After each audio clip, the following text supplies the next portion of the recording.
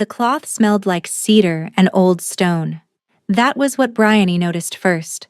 Not the rough linen biting into the bridge of her nose, not the way her lashes caught against the weave every time she blinked, but the smell. As though the blindfold had been stored in the same chest for decades, pulled out and refolded and stored again, waiting for the next round of women foolish enough or desperate enough to stand in this hall with their sight stripped away and their hands bound loosely at their waists. What she didn't know, what none of them knew, was that the Alpha King hadn't chosen a queen in the 4 years since his coronation. Not because he was particular. Not because the women presented to him had been lacking, because the bond hadn't stirred once, until now. The ceremonial hall of the High Citadel was enormous. She could feel it in the way sound traveled.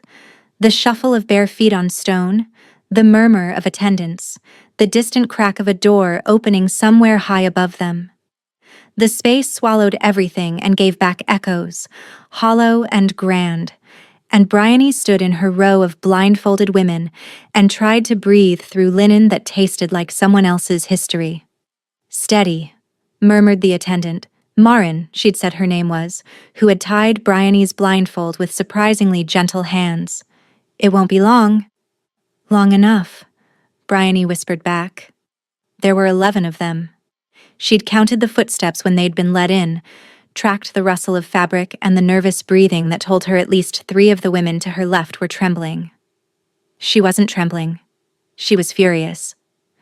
2 weeks ago, she'd been in the settlement of Ashwick, 30 miles south of the Citadel, mending the fence around her family's herb garden.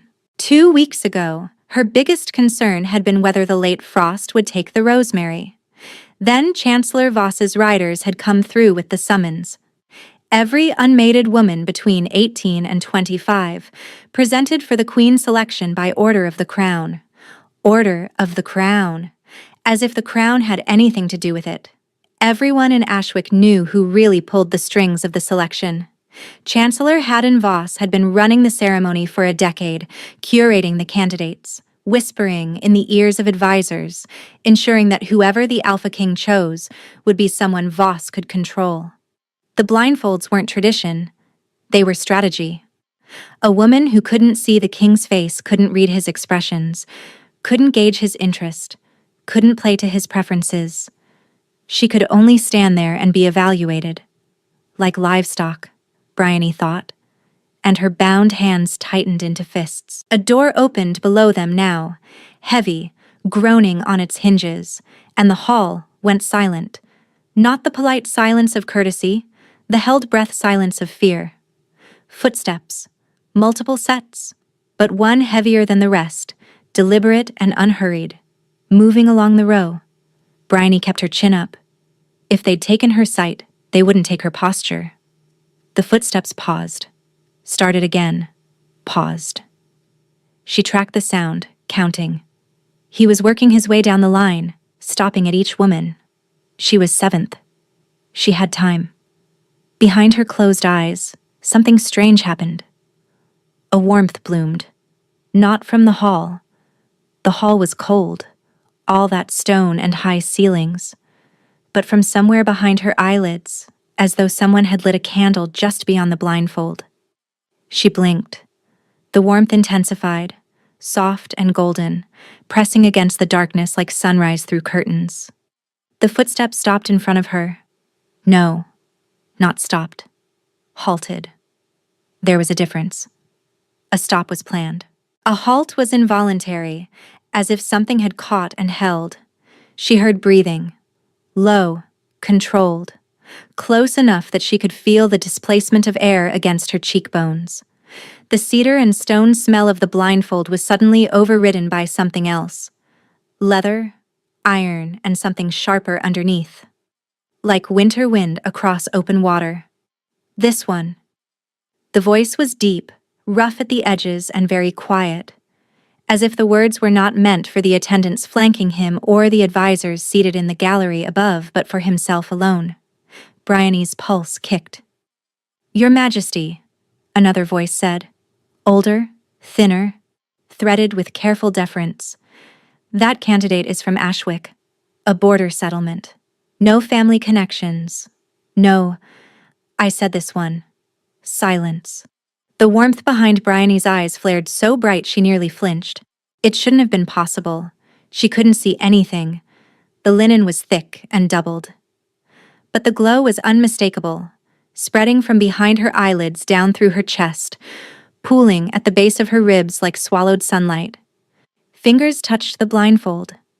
Not yanking. Not businesslike, the way Marin's hands had been when she'd tied it.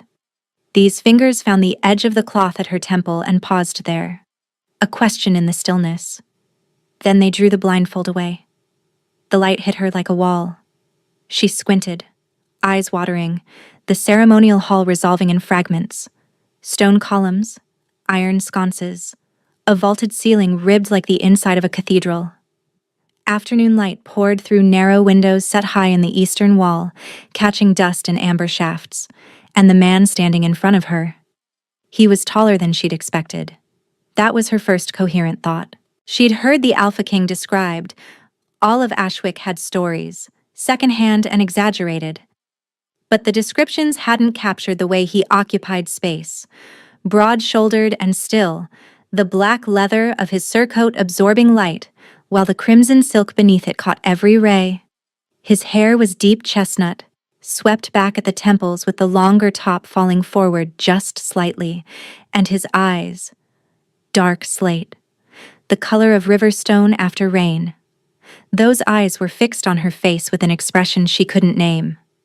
Not hunger, though it lived in that territory.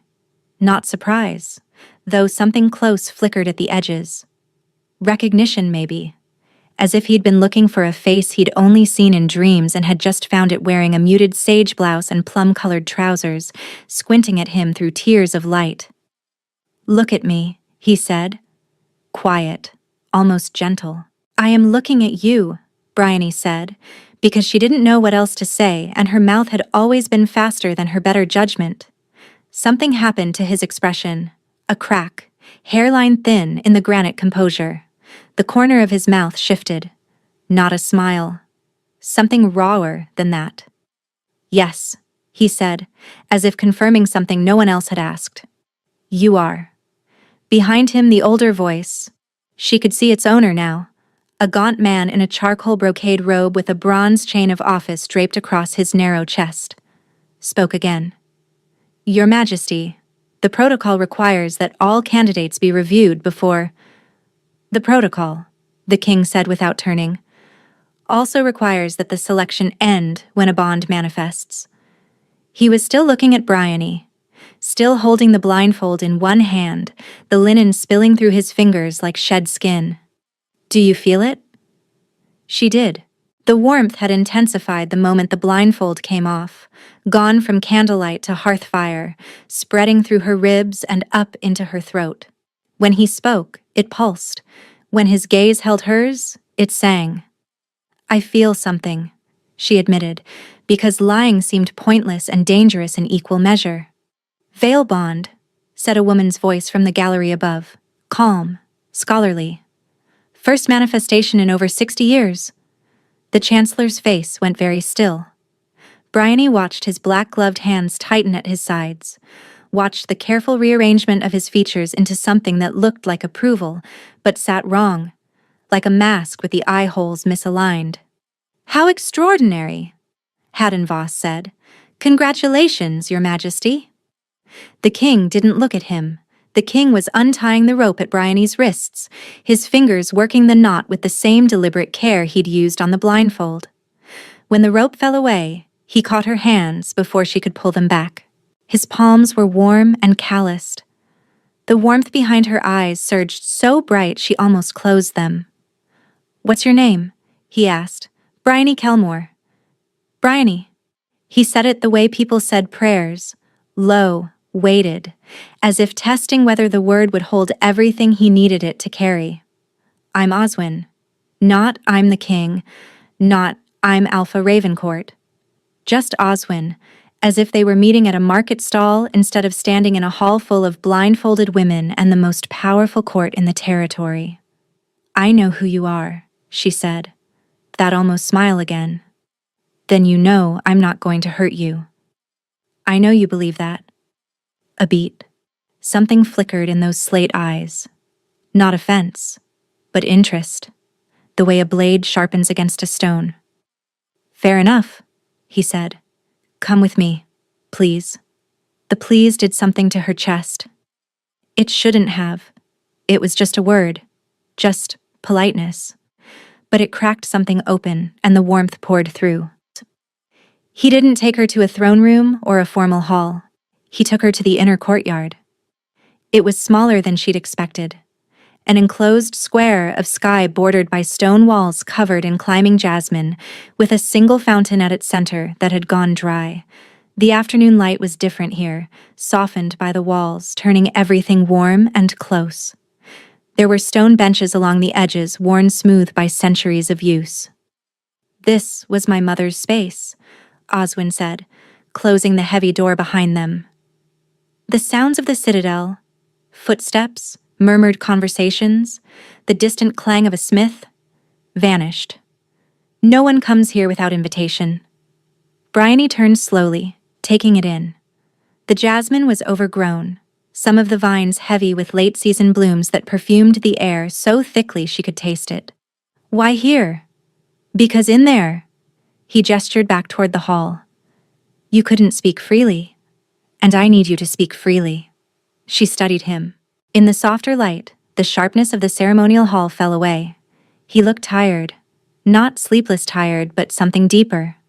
The weariness of someone who'd been holding a position for too long without relief. The crimson silk of his shirt had a small tear near the cuff that hadn't been mended. The gold clasp on his half-cloak was slightly tarnished. A king who didn't have someone mending his sleeves or polishing his clasps. She filed that away. What do you want me to say? She asked. Whatever you're thinking. You've been biting your tongue since I pulled that blindfold off. I watched you do it. Bryony almost laughed. Almost.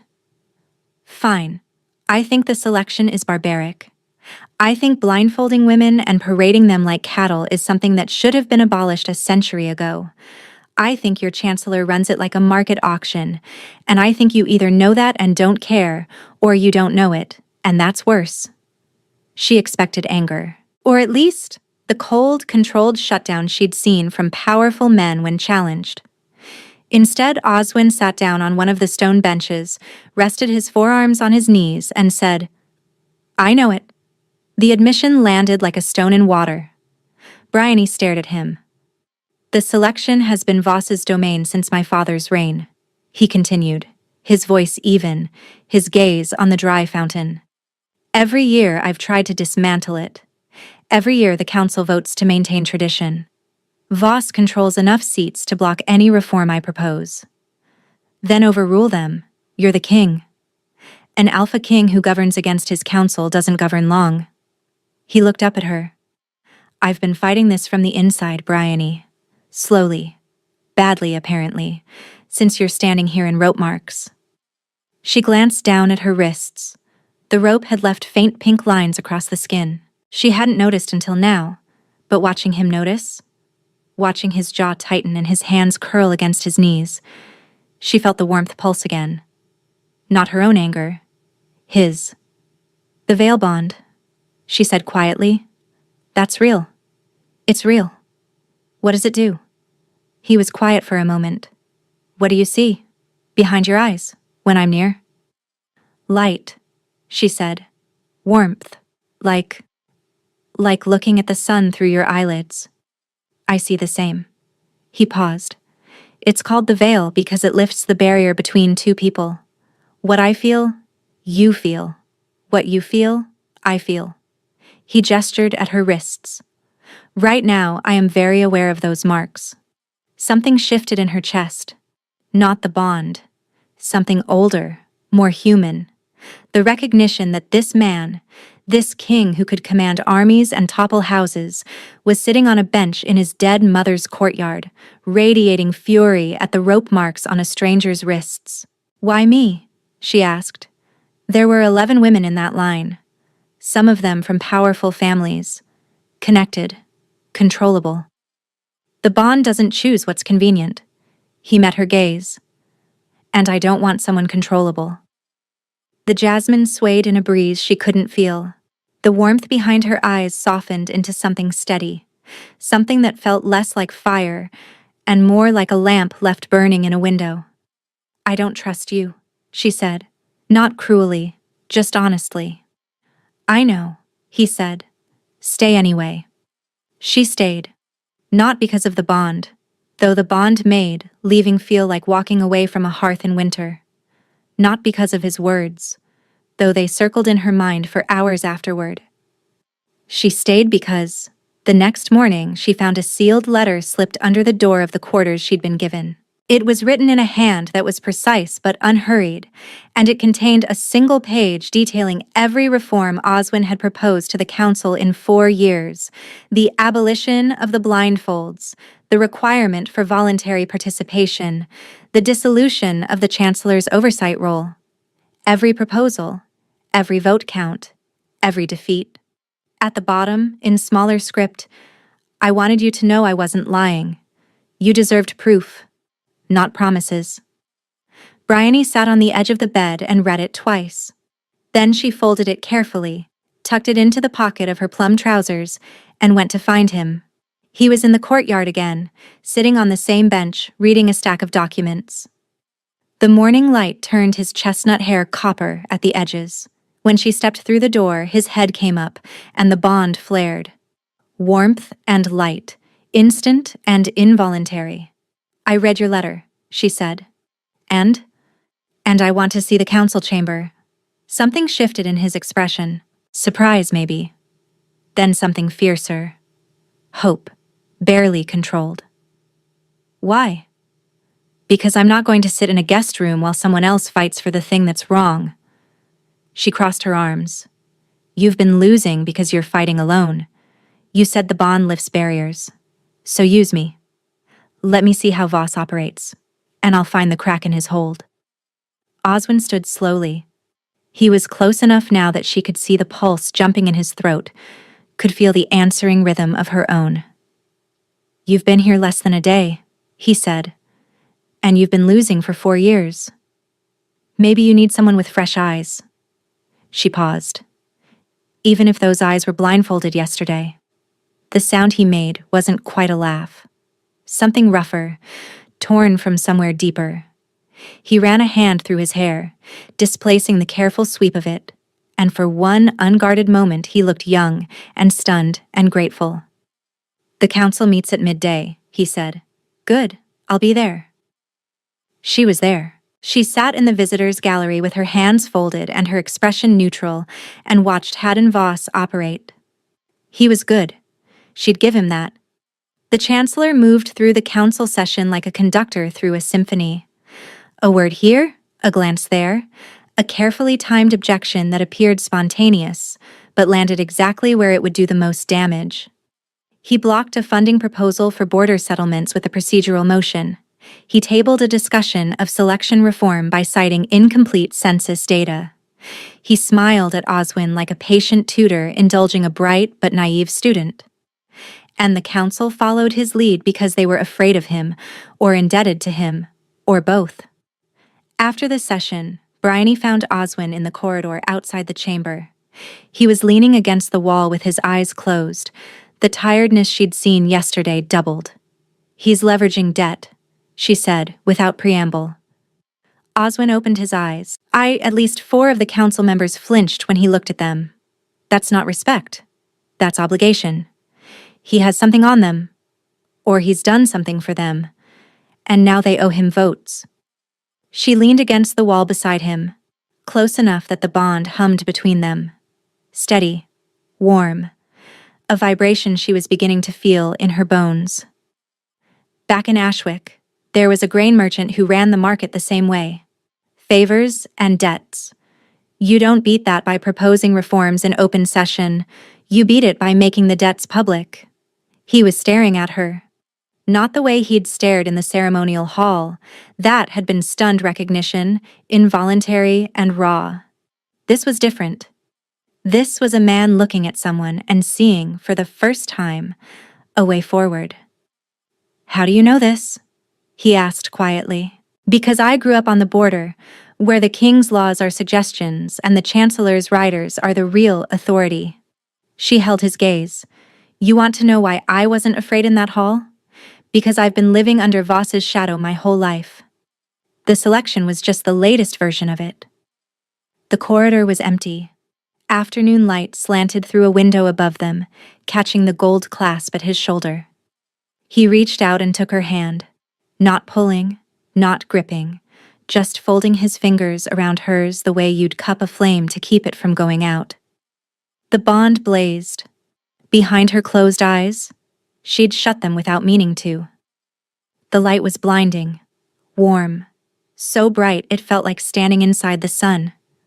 Bryony. She opened her eyes. I am going to dismantle every part of this system, he said, and I would very much like you beside me when I do. Her heart was hammering. The bond was singing. And somewhere in the space between his hand and hers, the barrier she'd built in 22 years of surviving on the border cracked straight down the middle. Okay, she whispered. 3 days later, she found what she was looking for. The Citadel's archive was a forgotten cathedral of paper, shelved floor to ceiling in a tower room that smelled like dust and binding glue, lit by a single window that let in just enough light to read by.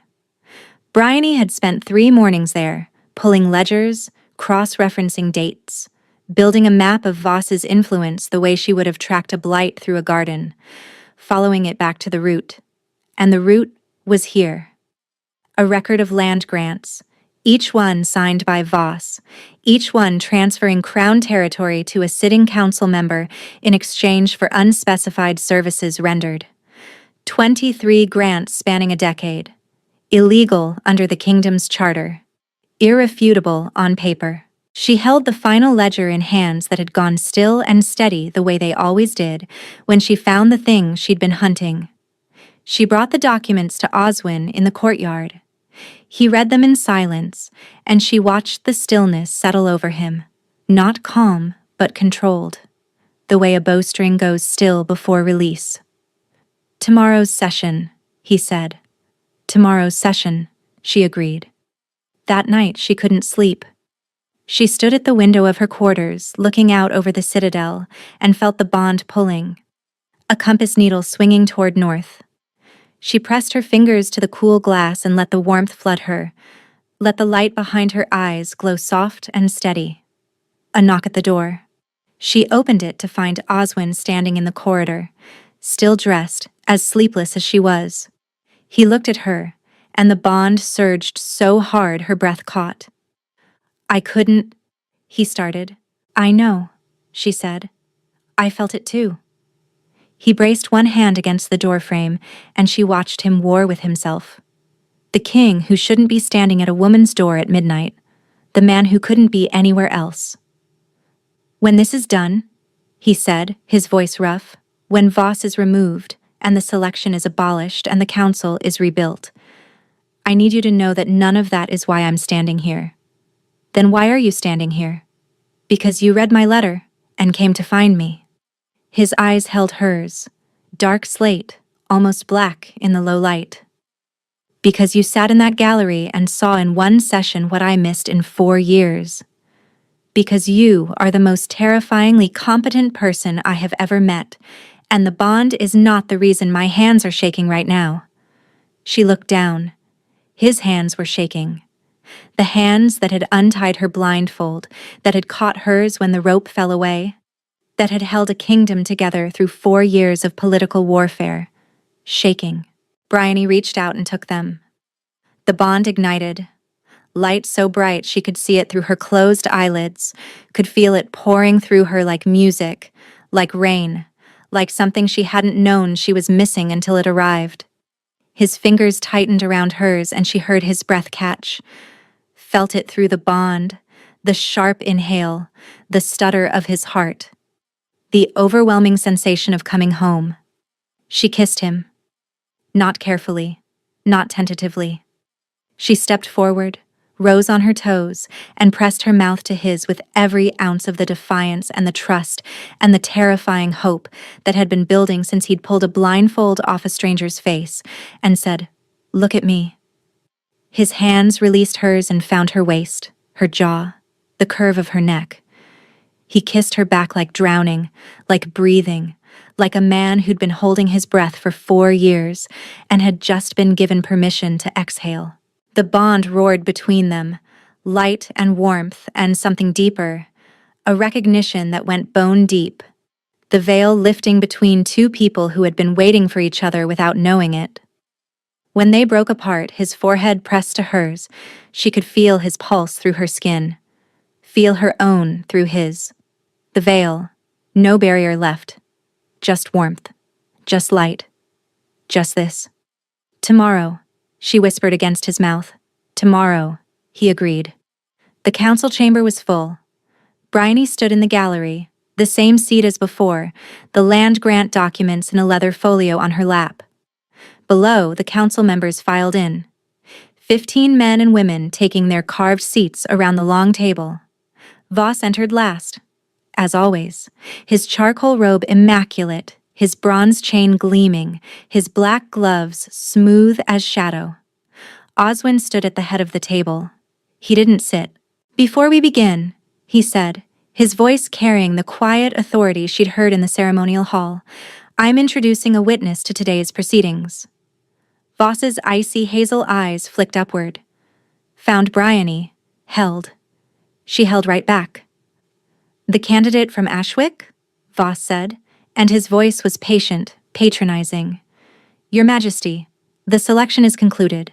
There's no need for her continued presence." "She's not here as a candidate." Oswin's gaze didn't waver. "She's here as an investigator." The word dropped like a stone into the chamber. The 4 council members Bryony had flagged, the flinchers, went rigid in their seats. Bryony stood. She descended the gallery stairs, her boots steady on the stone, her hands steady on the folio. She walked to the table and set the documents down in front of Voss. 23 land grants, she said, her voice clear and even. Signed by you. Transferring Crown territory to sitting council members, each one a violation of the Kingdom's Charter, Article 14, which prohibits any appointed official from distributing Crown assets without the sovereign's seal. Voss didn't touch the folio. His gloved hands remained flat on the table. "These are old records," he said. "Administrative corrections during the transition. They're theft." Bryony met his gaze. "And every council member who accepted one has been voting under your influence ever since. That's not administration. That's corruption." The chamber erupted. Voices overlapped, protests, denials, a few panicked admissions. Bryony stood her ground, and through the bond she felt Oswin behind her, not his physical presence, though he was there, but his emotional one. Steady, certain, proud. Voss rose from his chair. He was taller standing, sharp-featured and immaculate, and the look he fixed on Bryony was no longer patient. "You are a border commoner," he said quietly, "who has been in this citadel for 4 days. You understand nothing about how this kingdom is governed." "I understand enough." Bryony stepped closer and she felt the bond thrum, felt Oswin's instinct to step between them, felt herself send back, "I've got this. I understand that you blindfold women to keep them powerless. I understand that you buried these documents because sunlight would destroy you. And I understand that the reason you never wanted the king to find his bondmate is because a king with a partner is a king you can't isolate." Voss's composure cracked, not dramatically, a hairline fracture, visible only in the tightening of his jaw and the pale fury in his hazel eyes. "Guards," Oswin said calmly from behind her, "remove the Chancellor from the chamber. He will answer to the judiciary by week's end." The guards moved. Voss didn't struggle. He was too controlled for that. But as they led him past Bryony, he paused. "This changes nothing," he whispered. "The system is bigger than one bond." "Maybe," Bryony said, "but the blindfolds come off today." 2 months later, the courtyard had changed, not dramatically. The stone walls were the same, the jasmine still climbing in its stubborn, tangled way. But the fountain ran again. Oswin had repaired it himself, on his knees with a wrench and a string of profanity that had made Bryony laugh so hard she'd had to sit down on the bench and hold her ribs. The bench where she sat now, in the late afternoon light, reading. Not council documents this time. A letter from Ashwick. Her sister's handwriting, messy and excited, describing the new settlement charter that had arrived with the king's seal, voluntary participation in all crown ceremonies, the abolition of compulsory summons, and a land use clause that returned 3 of Voss's stolen grants to the border communities they'd been taken from. The courtyard door opened. She didn't look up. She didn't need to. The bond told her everything. The warmth blooming behind her eyes, the light going gold and steady. The feeling of homecoming that hadn't faded in 2 months and showed no signs of starting. Oswin dropped onto the bench beside her, close enough that their shoulders touched. He was in his shirt sleeves, the crimson silk traded for something softer, a worn linen shirt the color of raw clay, sleeves pushed past his elbows. There was ink on his fingers and a look on his face that she'd come to recognize as the particular satisfaction of a man who had just won a council vote. "The reform passed," he said. "Which one?" "All of them." He leaned his head back against the wall. "Blindfolds abolished. Participation voluntary. Chancellor position now elected by the council instead of appointed by the sovereign. 14-1. Who was the one? Voss's nephew. He'll come around." Bryony set the letter down. She turned to face him, tucking one leg under her, and studied his profile. The line of his jaw, the chestnut hair that had grown longer in 2 months and now curled slightly at his collar, the dark slate eyes that she had fallen into like a river and never bothered to surface from. "You look smug," she said. "I am smug." He turned his head to look at her. "I'm also tired, ink-stained and deeply in love with you, but smug is certainly in the mix." The words landed the way his words always did, direct and devastating, and delivered with the quiet certainty of a man who had stopped being afraid of the truth the day he'd pulled a blindfold off a stranger's face. Bryony leaned forward and kissed his cheek, then the corner of his jaw, then his mouth, soft and slow, the way she'd learned he liked best. The way that made the bond glow warm and golden and close. No barriers, no veils. Just 2 people who had found each other in a hall full of blindfolds and chosen to see. "Read my sister's letter," she said against his lips. He took it, read it, and she watched his expression shift. The smug satisfaction softening into something quieter. Something that lived in the same space as the fountain running and the jasmine blooming and the courtyard door that was never, ever locked.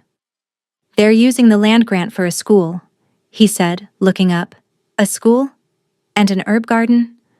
She took the letter back, smoothing the crease where she'd folded it. "My mother wants to plant rosemary. The same rosemary I was worried about losing to the frost the morning before the summons came." Oswin reached over and took her hand. His thumb traced the inside of her wrist, the same place the rope had left its marks 2 months ago, in a hall that no longer existed in the same form. The rope marks were long gone. What remained was this, his hand and hers, the bond humming between them, the late light turning the courtyard to amber. "Bryony Kelmore," he said, and he said it the way he always said it. Like a prayer, like a promise, like the first word he'd ever meant completely. "Oswin." He smiled, the real one, the one that cracked the granite wide open and showed everything underneath. The boy who'd inherited a broken system, the king who'd fought it alone for 4 years, the man who'd walked into a ceremonial hall expecting nothing and walked out with the rest of his life. "Look at me," he said softly. The same words, the same voice, but different now.